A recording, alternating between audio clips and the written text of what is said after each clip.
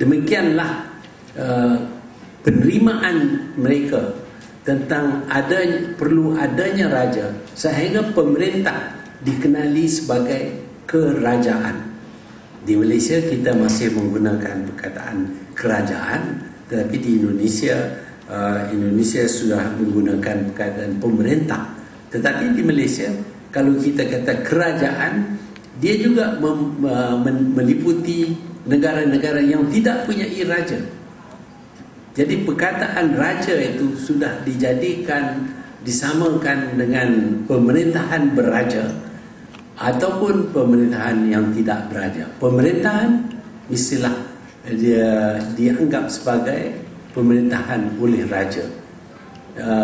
Apabila kita merdeka, maka kita di Malaysia kita kekalkan raja-raja, tetapi kita kurangkan kuasa mereka. Tapi di Indonesia raja-raja sudah tidak ada lagi. Saya percaya bahawa mereka menjadi orang biasa, seperti juga di Perancis, raja-raja Perancis sudah jadi civilian. Demikian juga di India, di mana maharaja dahulu semuanya menjadi orang biasa. Itu pilihan Indonesia. Mengekalkan raja-raja adalah pilihan Malaysia. Ternampak seolah-olah pemikiran orang Melayu di Semenanjung ini masih lagi pikiran yang lama. Dan kita ada perubahan sedikit, yaitu raja dikenali sebagai raja berperlembagaan mengikut sistem British, constitutional ruler. Dianya bukan berkuasa, dia harus menerima nasihat daripada pemimpin yang dipilih oleh rakyat. Dia tidak berkuasa. Itu sistem yang digunakan di Malaysia, dan setakat ini tidak menjadi masalah yang besar. Tetapi perubahan di Indonesia dengan Malaysia agak berbeza sedikit. Sehingga di Indonesia pemerintah dikenali sebagai pemerintah atau government adalah pemerintah, di sini government ialah kerajaan. Walaupun demikian, ini tidak harus menjadi sesuatu yang satu perkara yang besar, kerana kita pada mulanya semuanya menerima sistem demokrasi, termasuk juga Indonesia. Pada mulanya Indonesia juga menerima sistem demokrasi, tetapi Indonesia dengan Malaysia berbeza daripada segi keluasannya.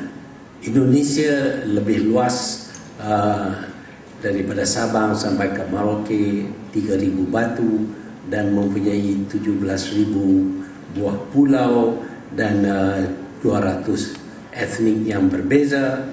Jadi Indonesia tidak mudah diperintah dengan cara demokrasi.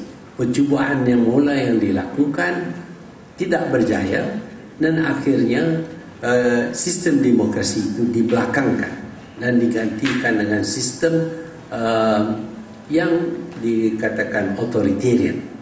Tetapi di Malaysia kita telah menerima demokrasi, dan oleh kerana Malaysia ini pada masa itu amat kecil sekali.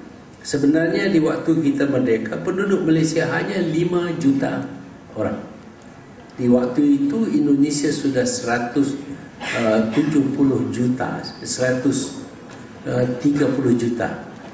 Dan Indonesia begitu besar, diverse, dengan pulau yang banyak, komunikasi tidak mudah. Tetapi di Malaysia, negara yang kecil dan mudah diperintah, dan sistem demokrasi, pemilihan pemerintahan ataupun kerajaan melalui sistem rakyat mengundi telah dapat dijalankan dengan baik.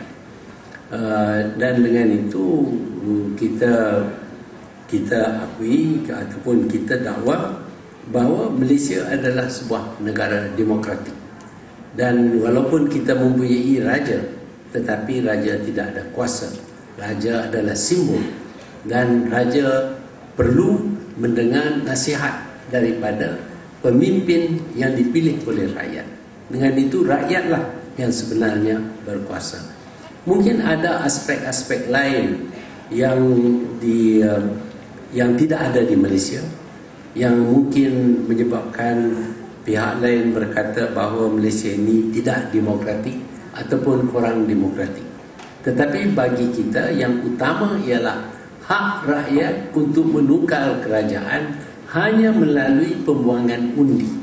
Tidak perlu ada revolusi ataupun civil war untuk mengganti sesuatu kerajaan dengan kerajaan yang lain. Tapi di Indonesia kita buat beberapa lama sistem yang melibatkan rakyat juga, tetapi tidak cara yang berkesan, telah berjalan buat beberapa lama. Dengan itu kita lihat ada kebaikan, ada keburukan. Tetapi apabila menjadi krisis pada tahun 1997-98, krisis keuangan, maka rakyat Indonesia menuntut supaya demokrasi tulen diwujudkan di Indonesia.